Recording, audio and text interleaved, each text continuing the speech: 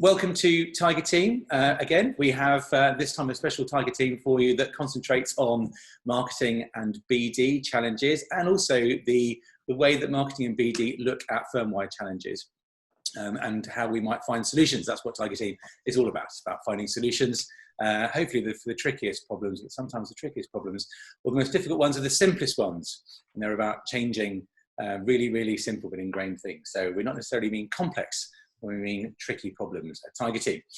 With me this session, I have Zelinda Bennett, who's Marketing and Client Development Director at DWF, Patrick Torty, who is Director of Quality, Risk and Compliance at CMS, Tara Waters, who is Partner and Head of Ashurst Advanced Digital at Ashurst, Sarah Jane Howitt, who is Marketing Director at Waitmans, Mike Gilpin, who is Commercial Director at Kennedy's IQ, and our guest from our very good friends at Pinnacle is Bob Beach, who is US CEO. And so in keeping with tradition, I'm going to say hi to Bob as our partner for this one and say, Bob, say hi, and sort of would you like to say a couple of words about what you sort of hope to get out of Tiger Team today? Sure. Hello, everyone. It's nice to be here. At Pinnacle, we work with law firms every day on marketing and business development related initiatives. So, we sort of get a lot of insight into what is sort of going on from that perspective within firms. But with this group, I'm really excited to hear from the other panelists about their challenges and what they're doing to solve them and sort of what the state of play is in their world. So I'm really excited to be here. Thanks.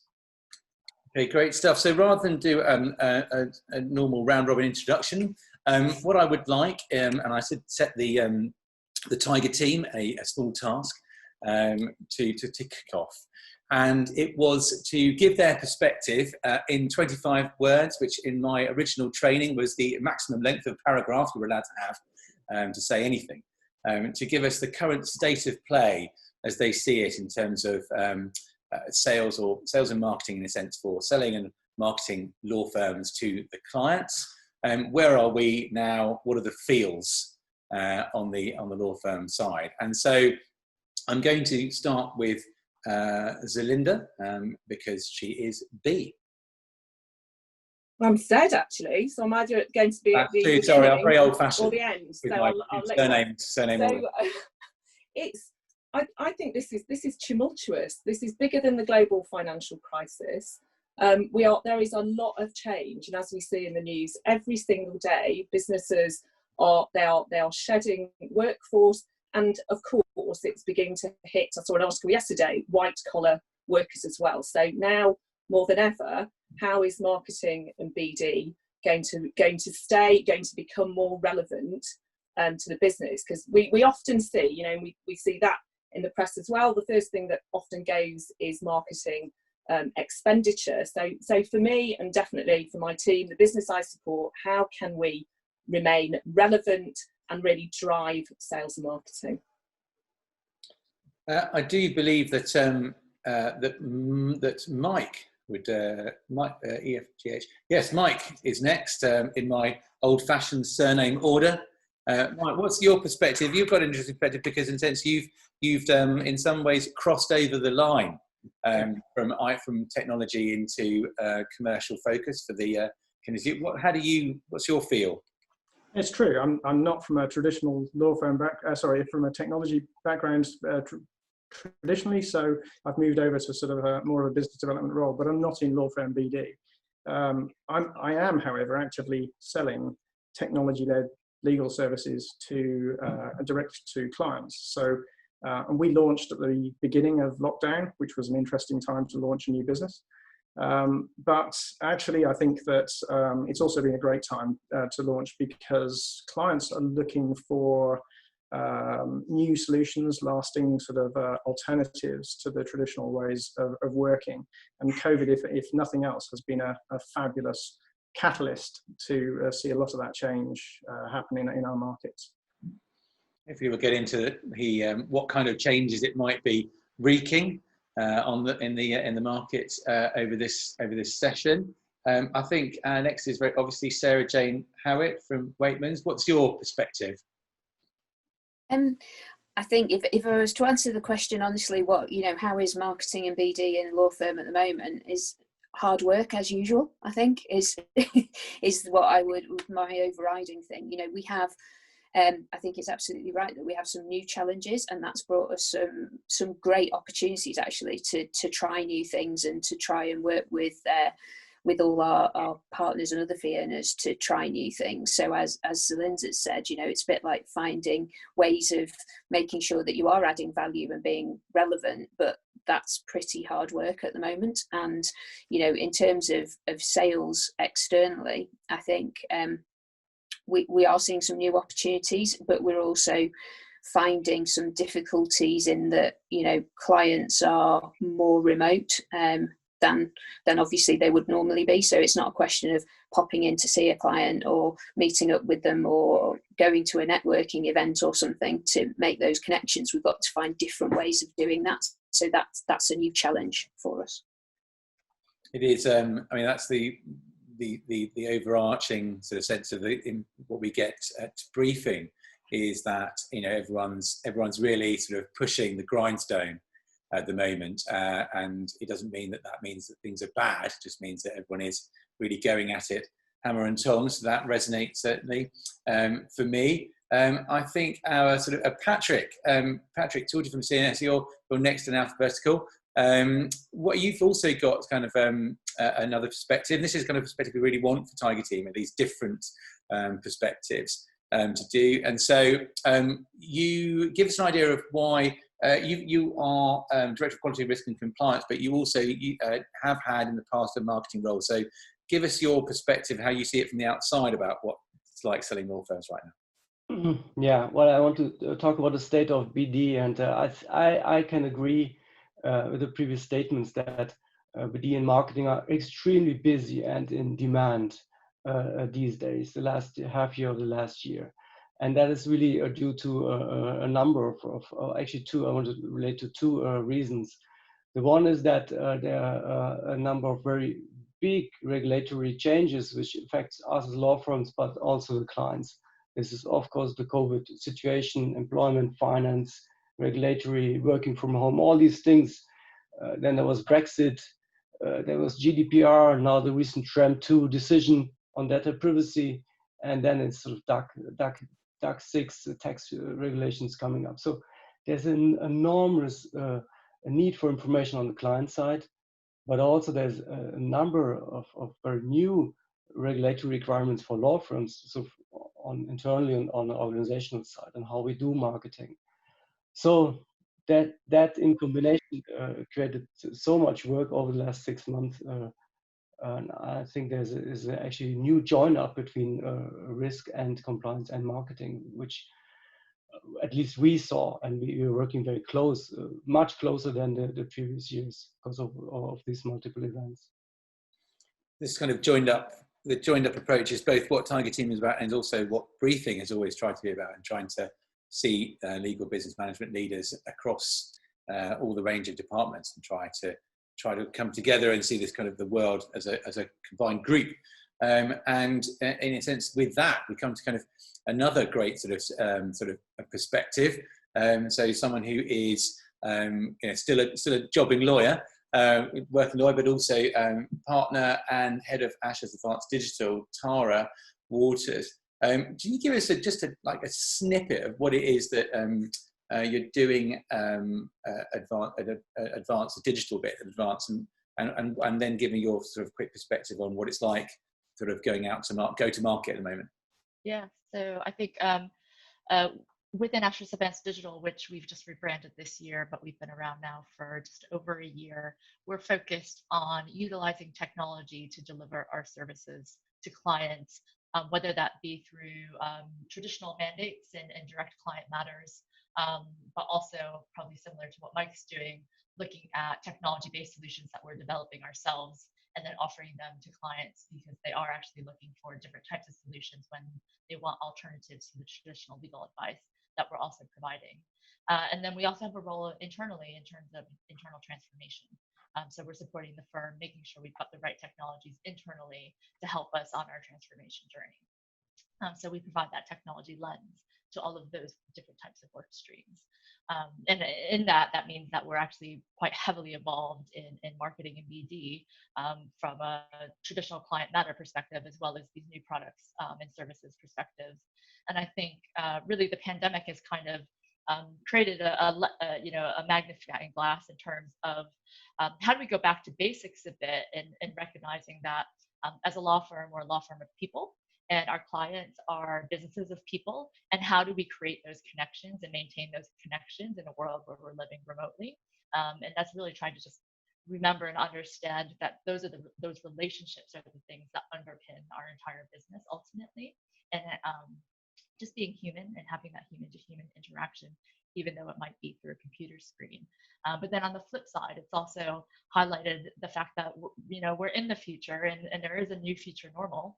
And actually technology is a huge part of that, and it's been a huge part of it, but now I think people really understand how reliant we are on technology to get our day-to-day jobs going. And what that means is we're looking for new ways to use technology to actually improve the way we are reaching out and communicating to clients, demonstrating the extra value that we can add, communicating to them our services, and in a way that hopefully rises above some of the noise that naturally gets created when you're relying on emails and webinars and electronic communications, which sometimes can feel too ubiquitous to sift through. It's how do you utilize the technologies now that we have at our fingertips in the smartest and best way to deliver your message. So, I mean, I think we're going to hopefully get into questioning kind of the notion of the new normal. That's certainly on my agenda, to try and understand, is it a new normal? Is it a new temporary normal? Is it a slightly different normal from before, and what the lasting effects of those are? And Bob, what's your sort of, you speak to law firms about this area. Does this, which bits of this resonate, and which bits of this you think are? Is there a lot of spread in the market that you see in terms of the fields, or is this reasonably homogenous? Yeah, I mean, this is generally what we're hearing with the clients we're working with. But I want to pick up on something that Tara said. With the pandemic, we're sort of in this place where we're certainly not having physical interactions with people. We don't have conferences. We're probably a year away from conferences.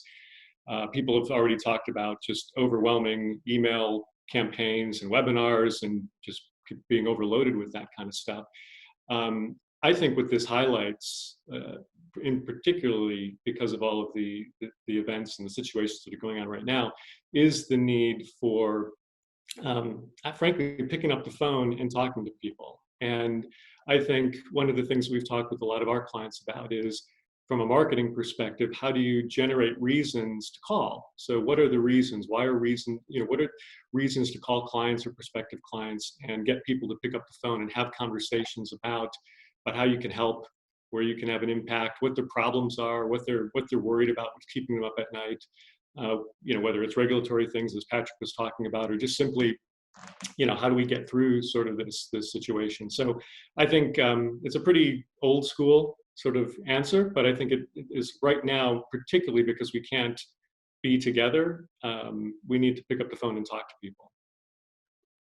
So one of the things that I wanted to sort of start off with for this session is to talk about the now and the near past. But where have we recently been? We wouldn't be in a way, I think, doing Tiger Team if we weren't thinking that there were lots of challenges to solve. There've always been challenges to solve, but we've got a special set of circumstances, and of course, in some ways, some of these things can't be solved. You just have to wear them and live with them. And some of the things that we think that we can.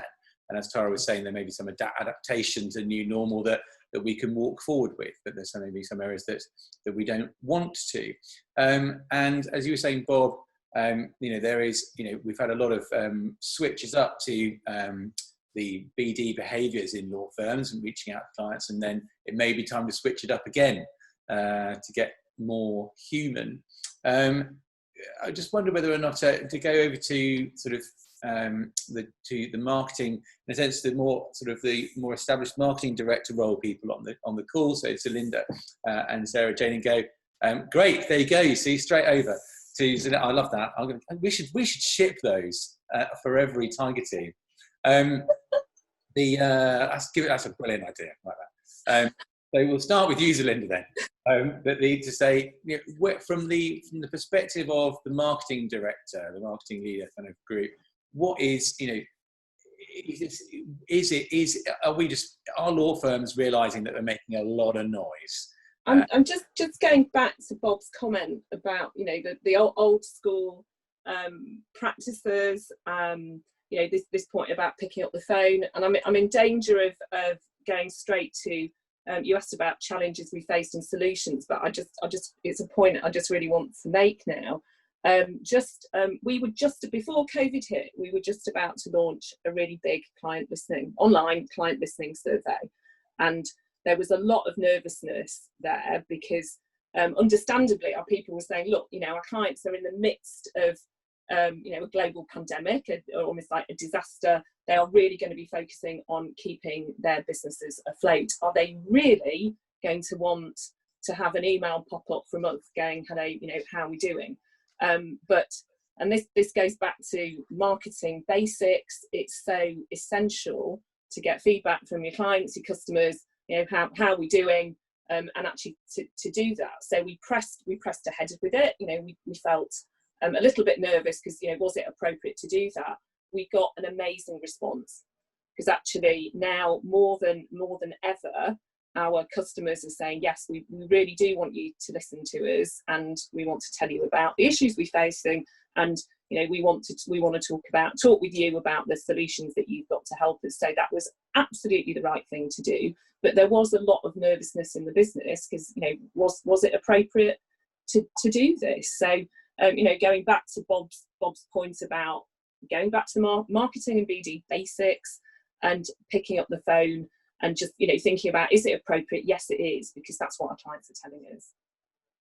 Is this, Sarah Jane? Does that ring true to you? Is it yeah, cut through the that absolutely resonates. And we did, we not in terms of launching a new listening program, but one of the first things we did was we asked everybody to make phone contact with their clients and sort of contacts that they weren't dealing with on an ongoing kind of work matter, and to have that point of contact, have a chat, even if it was just literally, how are you, how's it feeling for you, where are you at with this, and very much with that sort of listening angle rather than a sales angle or anything like that. And the same response, really, overwhelmingly positive, and lots of really great sort of dialogues and interactions that happened as a result of just making that simple phone call. And we had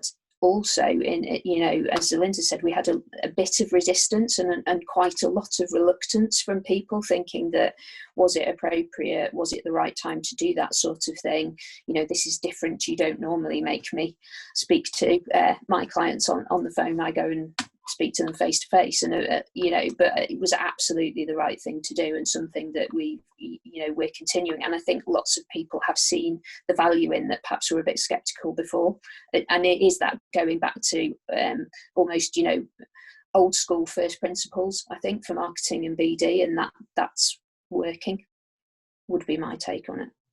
Is it? I'm just saying, are we having to cut through, in terms of those new areas? Are we having to cut through? A law firms having to cut through their own noise? That's what I think is really. Is this? I wonder if the new normal, in some senses, is this kind of, actually it's a reset. And you go, hold on a minute. We've got used to making so much noise. It's not a new normal, which is the future. I wonder, Tara. The future is disturbingly like the past. If I listen to those perspectives, do you see what I mean? Yeah, absolutely. Yeah. It's the so Zelinda, is that what I mean in terms of like we're actually going backwards? well, I just think in times of crisis, and I'll use a cliche, we tend to go back to our factory settings. So our lawyers, this point that you're making about noise, yes, we've all, the crisis first hit, we all go into, oh my God, can we do remote working? Yes, we can. Amazing. So let's think about sales and and BD. So let's do masses of webinars. That is the easiest thing. Everybody just sits there and goes, let's build a profile. And so what we, and I'm sure what we've all had to contend with, it's so easy to do. Our lawyers can do those themselves. What I've had to face is people pushing a lot of noise out there, saying, let's get loads of stuff on the website, instead of going back to to thinking pure and marketing and BD basics. Let's understand who our markets are, who our clients are, what they want, and how they buy. And I've had quite a challenge in saying, look, let's just stop all the pushing out webinars and let's take a step back. Let's really assess exactly who our clients are. And again, regardless of COVID, we've got the market is globalizing. Our buyers are changing. We have the legal operations, which is much more prevalent, more female buyers, younger buyers, and I just think as well, this time has actually given us more time to actually think about, let's really assess who our buyer is, and let's think about how they buy. So come on, people, let's stop doing all the noise and all the webinar stuff. Which is obviously the irony of saying that on a webinar is not lost on me, but of course, other webinars are available. Yes, Patrick, chip in, please. Yeah, I think actually there are really two coins of two sides of the coin. So I was also wondering after our sort of pre-chat if there, if all this masses of information was or is necessary, and I digged up some numbers, and I found actually that from the sort of 100 webinars we run across CMS, from the sort of 15 or 20,000 registrants, you easily register for a webinar. And then I wondered, so who is really attending? But I was very surprised to see that the attendance rate was between 30 and 70%. And I was really surprised because I know how many webinars I register to, and I really are keen to do that, and I don't find the time. And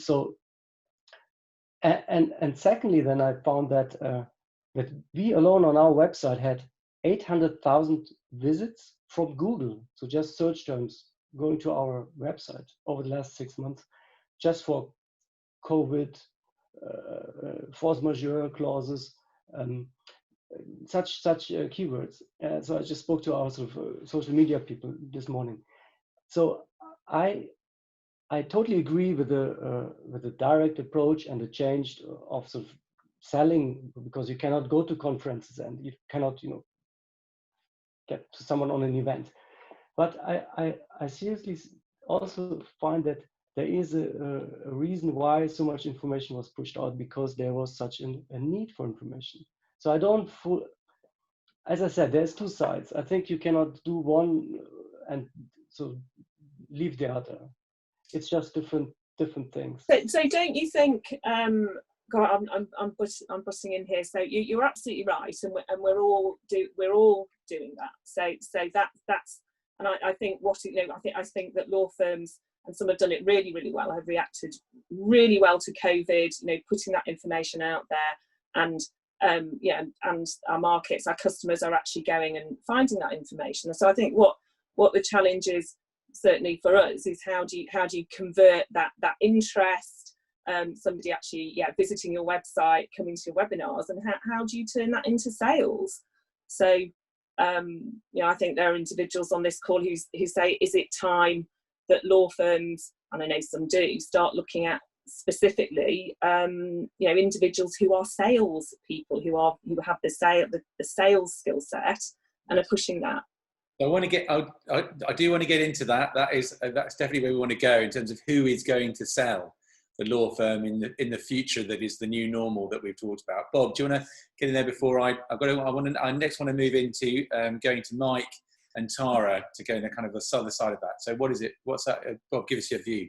Yeah. So two things. And commenting on Zelinda and what Patrick said. What this comes down to is it's a multi-channel marketing and sales strategy, really. I mean, you have to understand, as Linda said, who your buyers are, what they care about, how they want to interact with the firm, how they want to learn about things, about the services that you offer, how they want to eventually buy those services. And so there's different ways that you have to be prepared to support your client and prospective client base, for sure.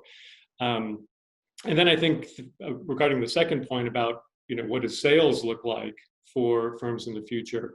I think historically there's been a sales gap where there's great sort of upfront marketing and lead generation, and there's also really good closing at the end when lawyers can come in and when a prospective client is asking for something very, very specific and they can go and get the deal done. There's this middle bit of people that have shown interest, but they haven't specifically said, I want to speak to a lawyer about a matter that I have. And it'll be interesting to see how firms kind of tackle that challenge, I think.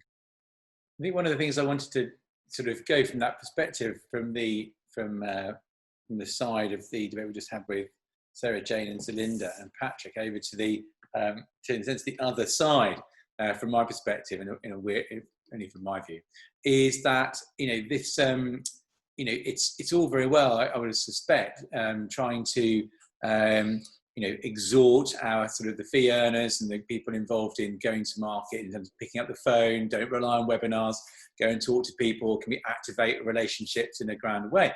But there are also that I would posit, and obviously can return to that might be slightly easier to do with your existing client base than with other clients. And so, but you also, that might relate to something that you might continually have been selling. And I just wonder about what the experience is going on there for the businesses that are kind of selling a different kind of legal product, or in a different way, or a different delivery vehicle, or a new thing. And so that's why I want to get Mike involved there, because in a sense that's kind of a relatively new venture. It's newer even than Ashurst Advance. So sorry, Tara, it's very new, newer even than that. What's that been, in a sense, how is any of that going to be working in terms of going out to market with a new product?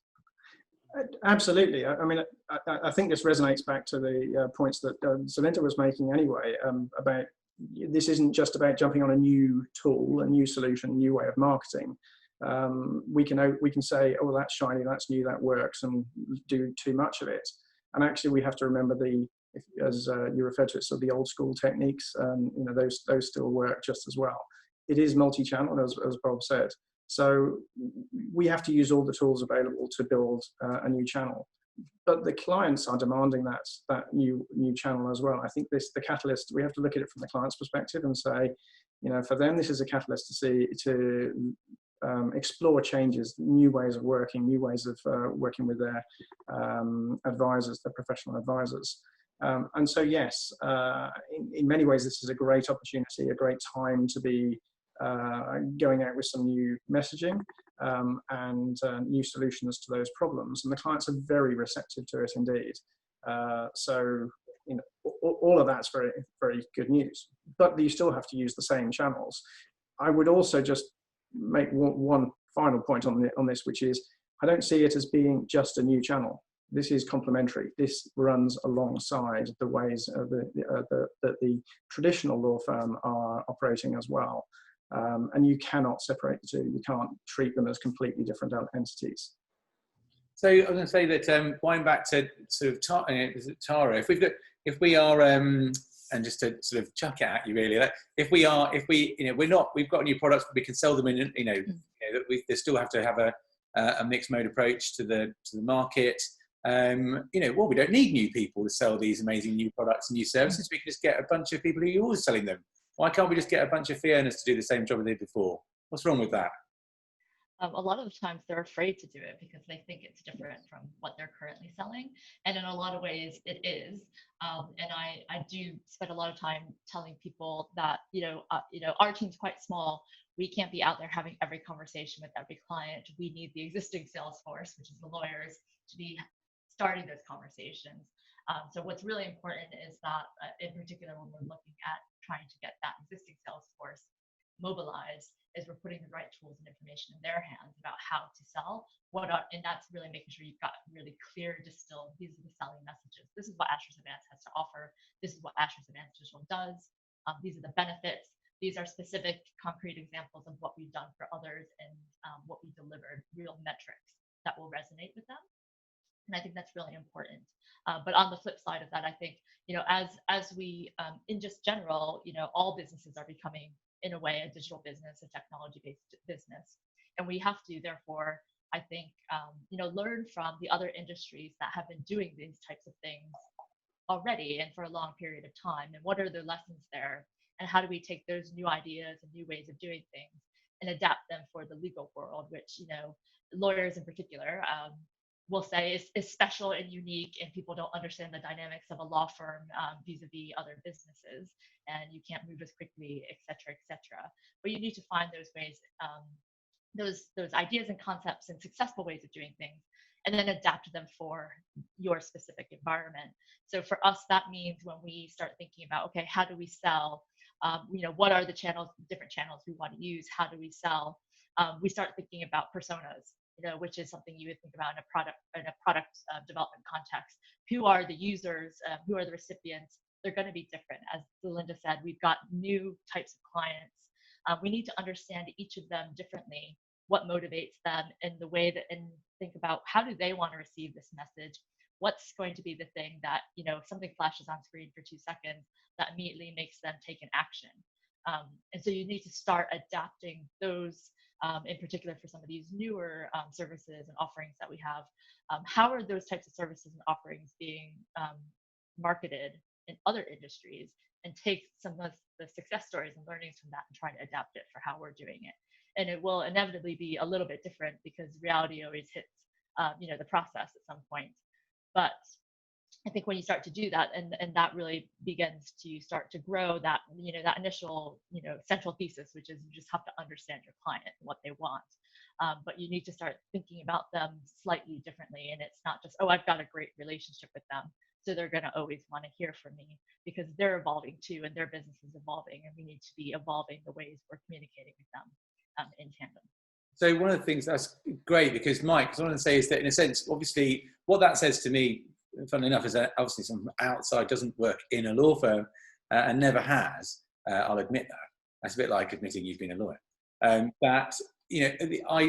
What you seem to be saying to me is we've had to basically go back to the idea of properly constructing a value proposition and then trying to understand, working out what's good. So, I mean, one assumes that you had to do that sort of, Mike, on the IQ, that you had to kind of like go, we're going to productize this or in some way. And I'm sorry if I'm kind of dumbing it down, but you've got to value prop this a little bit more than if you were just kind of, you're trying to rejig what you were doing before. You've got to properly start from scratch. Did that change? Has that kind of altered how the go-to-market, is that what I mean, compared to the rest of the firm, how the firm has traditionally done things? Yes, absolutely. And it is a different type of proposition that we're offering as well. So there's been an internal education as well as a client education that goes alongside that. So from an internal perspective, actually, let's take people through that process of how you build and construct a product, which means you've got to start from basics of, let's prototype some ideas, let's test them, market test them, let's understand how a client's going to value those, let's build that business case, build that proposition, and then let's work out how do we commoditize that, to use perhaps an even cruder word than the one you used, Rupert, but to turn this into something that is truly repeatable and scalable and sustainable for our clients. So that's a new process for a lot of our lawyers and legal executives. It's not something that they are familiar with. So there's the internal sale, and then you go to the clients and you say, actually, yes, hi, this is a new proposition. You're using different language, you're selling from the context of not necessarily being a lawyer. Some of the sales channel is legal led, but we're actually approaching this more from, let's understand your market properly. Let's use the language you're comfortable with. Not purely position ourselves as, hey, we're a legal advisor to you, but actually we're here to sort of help you solve business problems in your environment, business problems that you're familiar with. So it's a bit of education on both sides in building that brand and building that proposition. I want to go to, I just want to make sure that, Patrick, if you've got something to chip in there, then go ahead, because you look like you're going, God, I want to get in. Yeah, what I see really is, there are always sort of online tools in at least in the large law firms I was working for the last sort of 15 years, we see that. But there's a big push the last 5 years. And what I see in our sort of apps and tools development process here at CMS is that that there's really some more helpful tools now, which sort of some of the app based. So where you really put a little decision trees or helpers in the hands of not the client lawyers, but the compliance officers, the HR directors, the tax or the finance departments, so to pre-assess situations in, for example,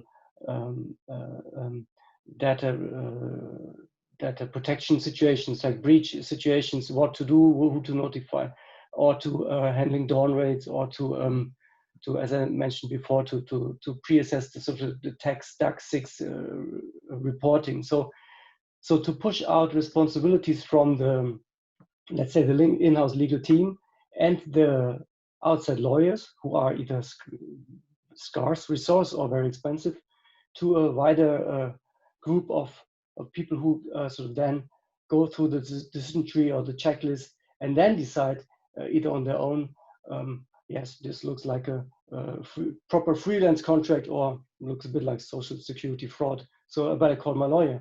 So so these sort of pre-assessments tools, they're now coming mostly in apps, and I think they will have their way, and they will be hugely successful in the future, in combination with then advice which sort of follows up on the situations where it's really not so clear, and you put a little red flag and call your lawyer here, and then of course we get the foot in the door, and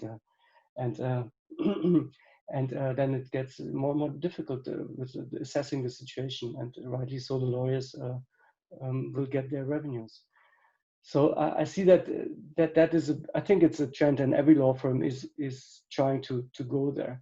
On the internal side, I totally agree that the business developers, they're not product people, they're not IT service managers or support teams, so there needs to be set up proper structures internally to support these tools, especially if you want to monetize on them.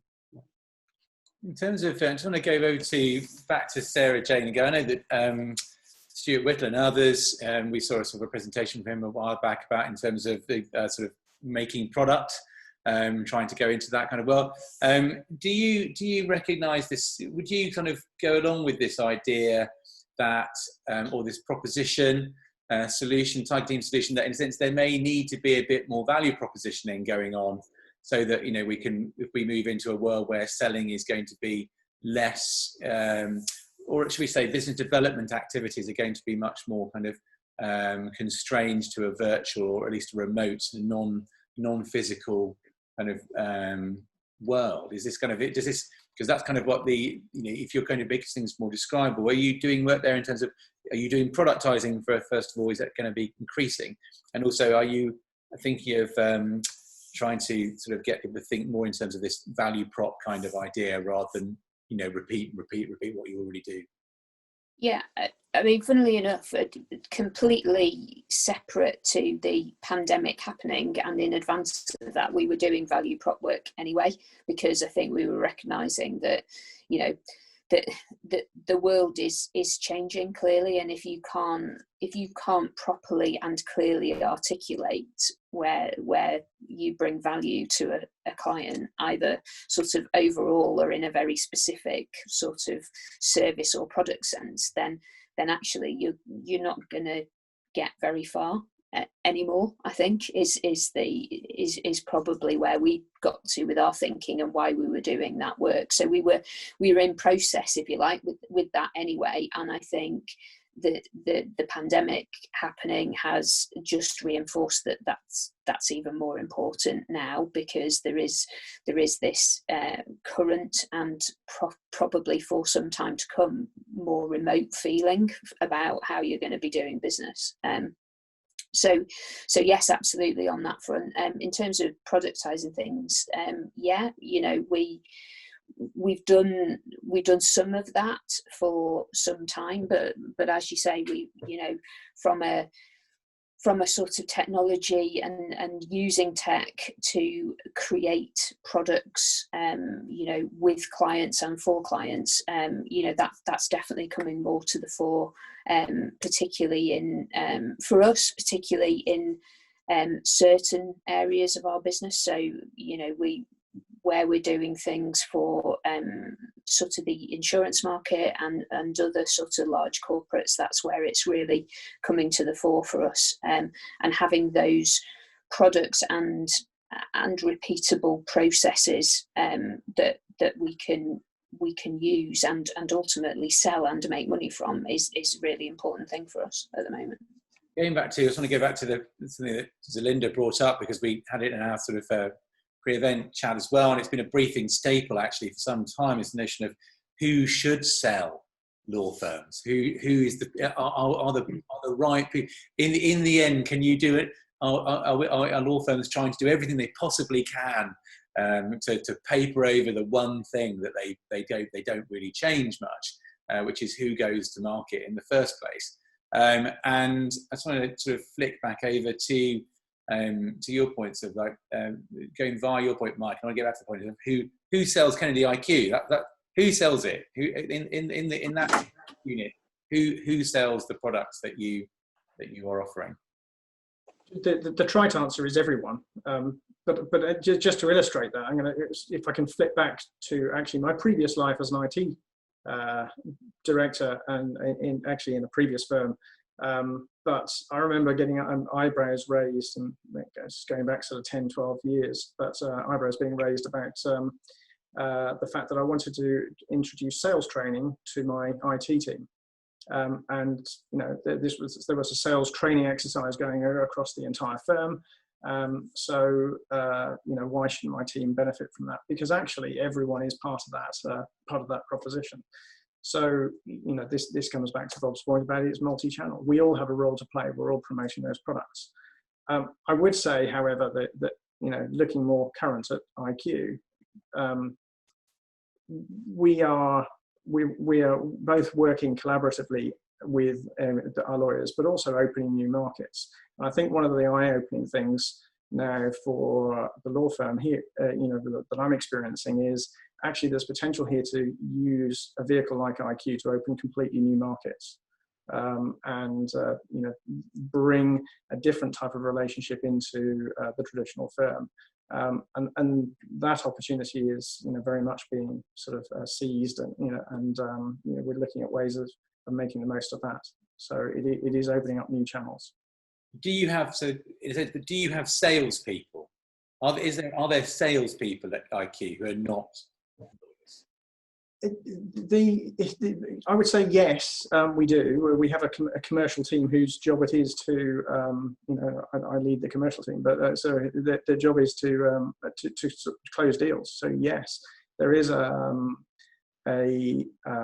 pure sales aspect to it.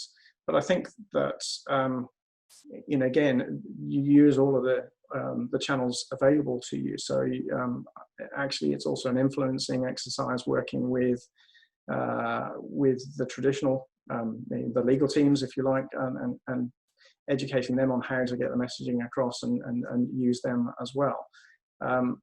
I would say that, though, looking at there's a difference here. There's a distinction here between selling traditional legal advisory services and a commoditized product. Commoditized products, the client wants to see that at a cheap, you know, at a low cost to them. So in order to deliver that at a low cost, you have to be able to deliver that in a very efficient way. So you are looking at ways in which you can drive that cost of sale down to ensure you can retain that price point to the client. And that's an education process as well, because there are different, you wrap a different value proposition around that than you might for, you know, high value legal advisory services. You have to cut your cloth accordingly. I think I'm going to jump over to you just quickly, because Tara raised something when we were talking before, about saying that, you know, sort of like that you don't think that it's about sort of, I'm not saying that you were about to talk about the idea of it being able to be delivered always cheap, more sort of, you know, more cost effectively. But the issue there is that it's not about cost. It's about, you know, meeting some sort of meeting needs, identifying needs, being able to do those in the right way. If they require innovative solutions, great. If they require solutions you've already got, great. But it's about kind of so that clients aren't necessarily looking out for cost cutting. Sorry, Tara, to shortcut through your point there, just to say that now, because I was going to ask, develop this over to Bob, and ask that one of the things that that we've seen, if you look outside and look into the market and look at other markets, and it's reflected in a McKinsey report I was reading recently, that certainly reflected our experience, and lots of people in media, for example, is that the lots of businesses in the last 4 or 5 months that have relied on, in a sense, a mix of remote and in-person sort of sales methodologies, and the kind of BD that we're talking about here, have really had to pivot hard in the way that they and who they get to reach out and do BD, because it is a little bit of a different skill set. And actually, I was going to say that sort of software and services businesses have actually more traditionally operated in this way. There's probably a bit more of that understanding and experience in the world, which is the reason why, for example, people like Amazon and everything else have gone through the roof in the last 5 months, because they sell to anyone, everywhere, cloud services, they don't need to meet you.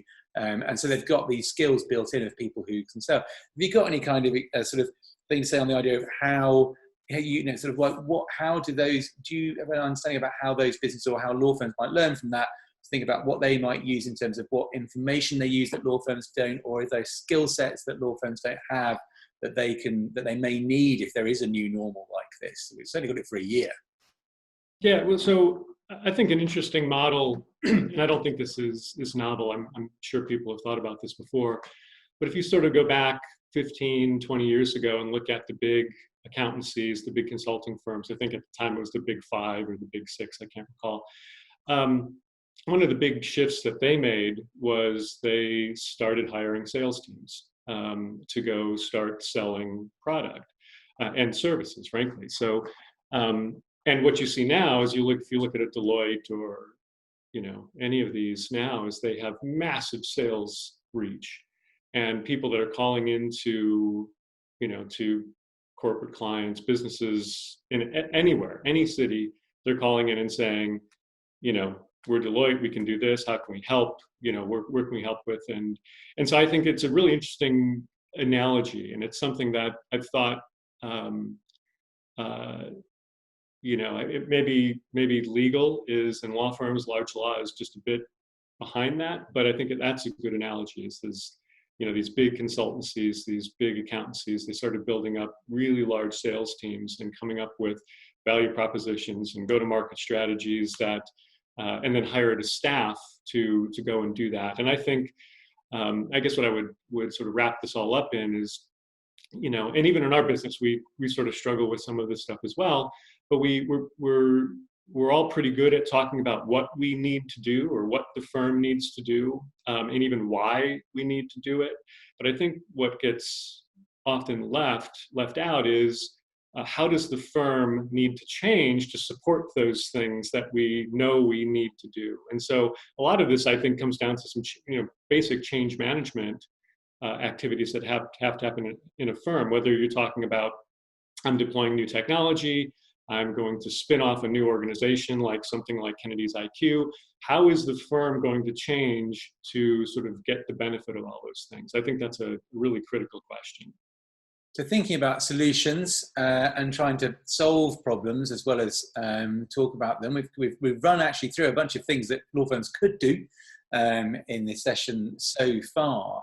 But those kind of changes are, the pressure is on about these for these changes. I put in sort of from our perspective, you know, the pandemic has for me have a Warren Buffett effect on the legal market. The tide's going out, and we will soon find out who is not wearing clothes. and it's going to get really, really difficult for some law firms in the market. And I think that some of these changes need to be made reasonably soon, even if, for example, we can imagine a world in 18 months' time that can operate much the same as it can now, nice, sort of expensive, tasty BD events, invite people and have chats and what have you, and lunches and what is it. But for the next year, you're not going to get that. And that's a long time, very long time. We've all lived a long 4 months.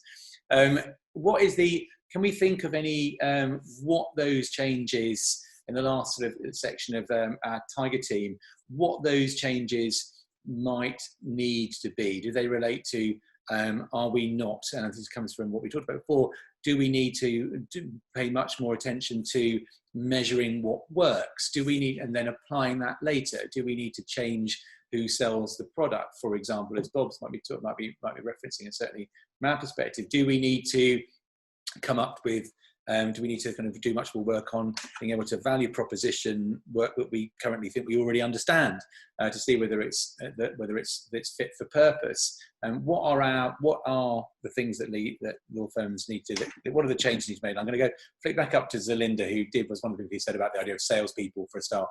What do you think the kind of like the big changes that are going to have to get made? The solutions that law firms need to look for based on what we've talked about. All right, so change it when, from my perspective as a marketing and client development director, changing market, changing buyers.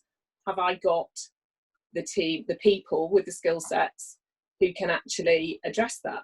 So, and my immediate challenge, especially with remote working, is am I retaining really, really good people, and am I focusing on their well-being? I don't want to take us completely off piste here, but I think that we are going into a period now where people, they've managed the remote working. Are they okay? Are they resilient enough? How is their mental health?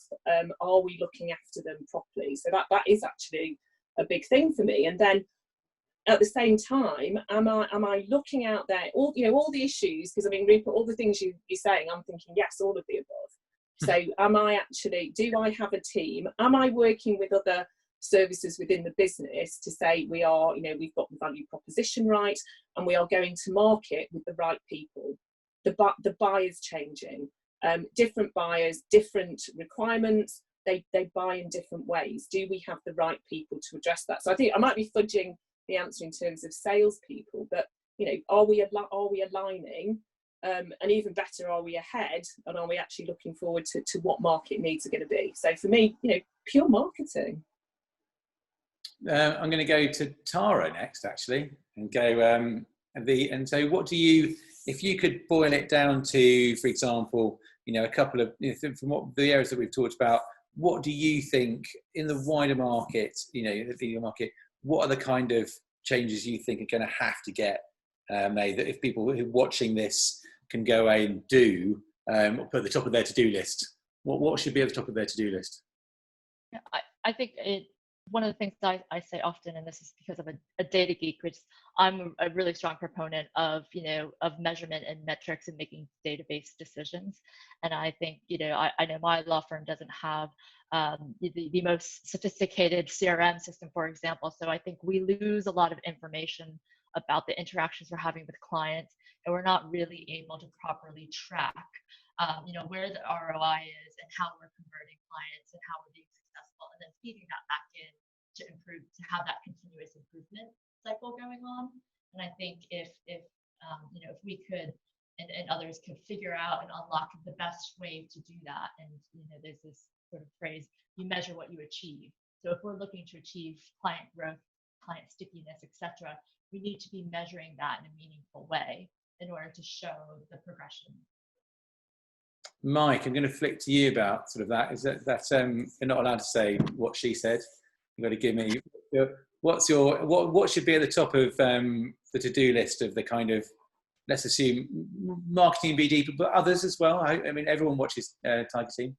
I think we started off this session talking about sort of the how the new techniques, new ways of communicating with people were sort of are being overused. I think you can also overuse the thought that actually, we need somebody completely different to go and sell our products. When it comes to it, the best people to sell legal services, especially advisory services, are the lawyers. They can explain it in a way that gives their clients confidence and in the product that they're buying. I think that, however, what we are seeing is a need to complement that in different ways, and it really depends on what services you're selling, who you're selling to, and I don't just mean which sector. As Linda said, actually understand who the buyers are. What's going to resonate most with them, and build those mixed teams, mixed competencies to do that.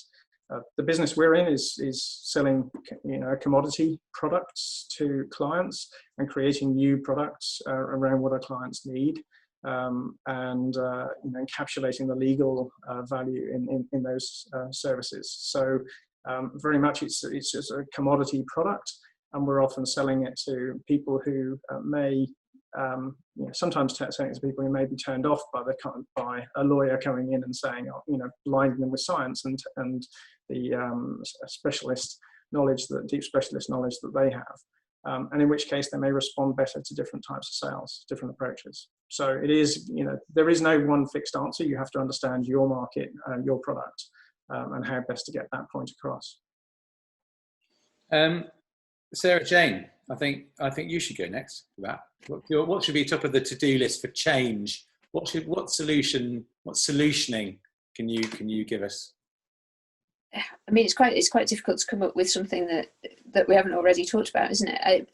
I think as I was listening to you intro this part of it, I think for me it's a bit of everything, isn't it? But fundamentally, because everything has changed in the client's world, we have to understand what those changes are and respond to them, and be able as a law firm to deliver the solutions that the clients want and in the way that they want them, which is probably a combination of some slightly new things and some things that we've always done is the reality of it. But for me, the biggest thing is adapting to what our clients need from us and understanding what that is. And I think, yes, there's a bit of data, using data and using analytics to help us with that comes into it, using different channels comes into it, listening to clients comes into it. But for me, it's about it's adapting to what the clients in the new world need us to be is the key thing. Patrick, you're kind of the penultimate target for this one. What's the top of your to-do? I mean, so far it sounds like everyone just needs to go off and do personaing and design thinking, to be honest with you, and just go and buy a massive pack of post-it notes, which is the reason I did you last, because that's what the behind you looks like anyway. What's your top of your to-do list? Everyone should go off and do. What's on my to-do list? Yeah, well, as in compliance, I think actually one trend which I recognize and which I think will continue is that the various disciplines in a law firm will work closer with each other. I mean, knowledge management has to help BD and marketing find the right topics. Infrastructure IT has to find the right sort of tools and tricks and to support. And BD and marketing have to try to help the lawyers to sell their services and save their time, because that's the scarcest resource they're having. So it's not maybe that they can't do what they need to do, but mostly the lack of time. And clients continue to have cost pressure. So I think these are the framework within to operate. And what role can the risk community in firms play? Is there what's the role that if you're in marketing BD, for example, what could I say to you? Go and talk to risk about this. Is there a kind of input that they can get from your current world that would help them there? Well, yes, there's a lot. If you take the sort of client life cycle, it starts with sort of the whole marketing and communications, events, newsletters, to stay in regulatory compliant with all of that. But then selling, going out, it's also there's pricing, consistent pricing, there's consistent quality, there's terms and conditions we need to obey to and rely on and communicate. There's internal rules of how you put together sales teams and who leads client or business relationships, and then coming at the very end, sort of at the client feedback, internal and external, sits also remit of quality management, I believe. So yeah, there's a marketing person traditionally who sits in this sort of marketing BD office can learn, and these requirements actually, as I said earlier, there seems as over the last sort of couple of years, the requirements expand on the BD front. I think because the lawyers have even less time now, and they wish their BD and marketing people to do more. But on the other hand, someone said it earlier, it's very interesting how the sort of resourcing will develop. So, don't know. Oh, cool. Bob, I'm going to ask you to kick off our final bit, which we're going to try and do in 5 minutes flat, which is our last task, which was it was thinking you may not want you may have thought, oh, I'm not supposed to do this because I'm the partner. But can you think of a solution or a challenge a solution to a challenge or a problem that you think particularly pleased with or proud of how that got done? I don't mean a puncture in a swimming pool, by the way. It's like it is supposed to be a business solution, but that is hard. Sure. I wasn't especially involved. I had some involvement, but for any of my Pinnacle colleagues that will eventually watch this, I don't want to be seen as taking credit for it. But sort of over the last 12 to 18 months, Pinnacle has historically been a consultancy. So we provide consulting and advisory services around business and technology issues. And over the last 12 or 18 months, we've really spent a lot of time to introduce a managed service offering, which is quite a change for us, being traditionally billable hour type consultants, and sort of packaging up some of our services and expertise into products. And particularly over the last 6 months, I feel like we've done a really good job of bringing together all parts of the business to make that work and have a really viable offering there. So I'm really proud of the business of being able to do that, because it's hard to shift out of sort of a core way of working into offering some new sort of products. So I think that's been pretty exciting for us. That sounds like it. It sounds like it's a perfect segue to go to I think go to Mike, who's it's like moving from a world of the trad world into product world. What can you think about? Have you got your short one? Yeah, so the task you set us kindly, Rupert, was to sort of think about a tiger team solution, and I was thinking really quite purely of sort of that how you bring together that multidiscipline team on a level playing field, so you're getting the benefit of everyone's expertise to solve a critical problem. And one of the standout events for me took place a few years ago when Kennedy's was going through a very rapid growth spurt. We were faced with the challenge of opening several new offices in different countries and a sequence of mergers all at the same time. They all ended up aligning around the same short period of time. And the risk for us was that going ahead with all of those at the same time could break our teams, literally. There's just only so much we could cope with. The Tiger team, really in this instance, were the group of business service directors, and we knew our teams and capabilities and trusted each other. So we shared the ideas, we collaborated and helped each other. And brought other team members in when necessary. And ultimately we were successful. We achieved that growth in completing that sequence of events which have really been foundational for the firm. In the course of doing so, we developed techniques that we're able to use. So if you like, we productized that, and we've been able to continue to leverage those techniques. So even during the tough times of lockdown, we've built on that expertise by moving to a new office in Melbourne, which happened just at the start of lockdown, opening a brand new office in San Francisco, and forming new associations. So all of that was happening. Business as usual carries on. You use the experience that you developed in tough times previously to help the firm in new tough times. Sarah Jane, I'm going to flick to you.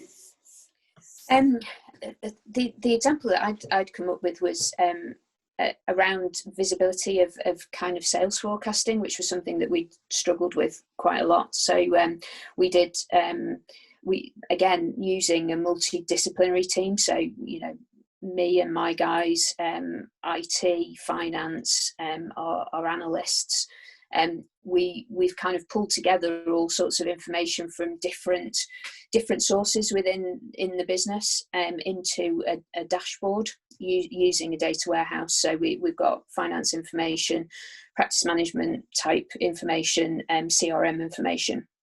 And we've created now a dashboard which we can see what live opportunities we have, what live sales opportunities we have, when they're going to close, what the forecasted revenue of that is, and how that contributes into the segment and a sector sort of heads target, and what impact that's going to have on a month by month basis.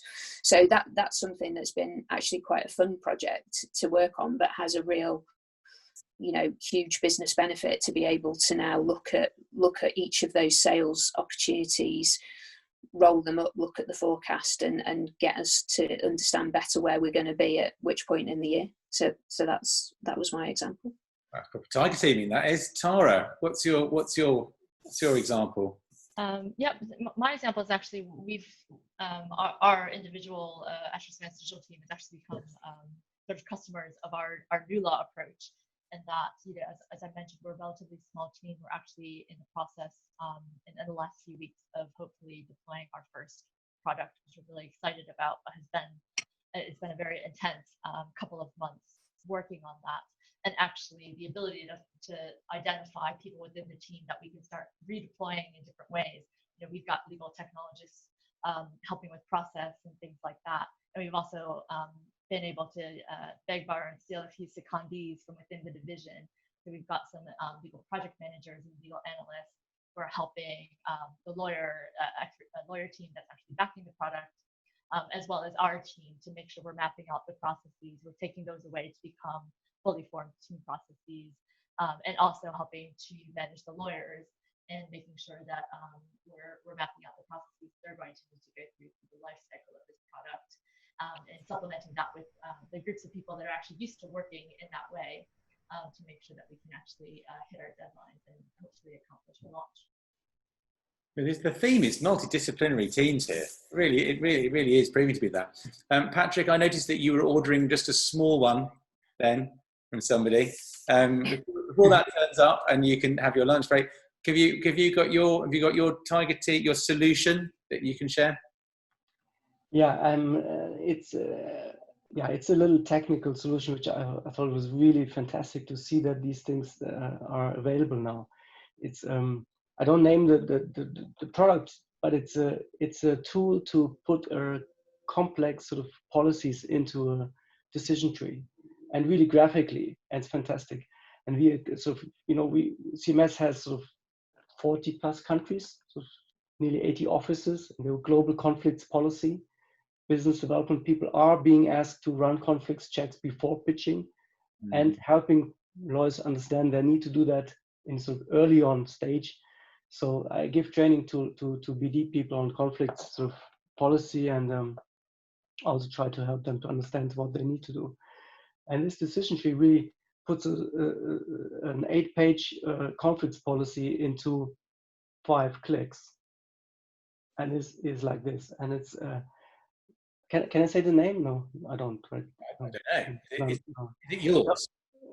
No, it's not. It's we bought it off the shelf, and I don't think it's illegal. It's a zinc tree, so zinc tree. And I think there must be other tools, but you know, when Richard Susskind, right, this guru of IT technology, says that he put decision trees together with a team of 25 years ago. I mean, I asked sort of my student helper to do that in 3 days, and of course it took us then 3 months to finalize. But there are some I can recommend looking at, and then BD asking risk and compliance for help. We are especially clever and nice people, and to know the right and wrong things to do. Excellent. I would like to state that other futurists are available. And Zelinda, take us home. What's your... Oh my God, I discovered this great thing. It's called a phone. So instead of, and I heard this on another webinar the other day, we do so many of these, and we did a GC like round table, and he said, I've started doing some of my meetings, so put my earphones in, and instead of doing a Zoom call, a Teams call, I go out for a walk, and I call them on my mobile, and it's just great. So, and it's just remembering to use all those different challenges, because, you know, so those different channels, and doing stuff like that. So I just forgot how enjoyable it is to be outside, go out for a walk, do your team conference instead of on Zoom or Teams, do it on a call and go out for a walk and sit outside. And I know that sounds really basic, but it's just made such a difference. No, I think that's absolutely fantastic. Not only is that bringing the human back to BD, because I do love my alliteration, but it also helps me. I thought of the title for this session when we release it after this at the beginning, and I was thinking whether it would work, and you've finished it for me, which is going to be called, we're going to do this one as Back to the Future. I think would be a very good way of doing it. Back to basics, I think, got stolen a few decades ago. So look, thank you everyone for giving us your time. I just want to say once again, thank you to Zelinda Bennett from DWF, Patrick Torty from CNS, Tara Waters from Asher, Sarah Jane Howitt from Waitman's, Mike Gilpin from Kennedy's IQ, Bob Beach, our partner from Pinnacle, and from me, Rupert Collins-White at Briefing Tiger Team. It's been a pleasure. We'll see you at the next one.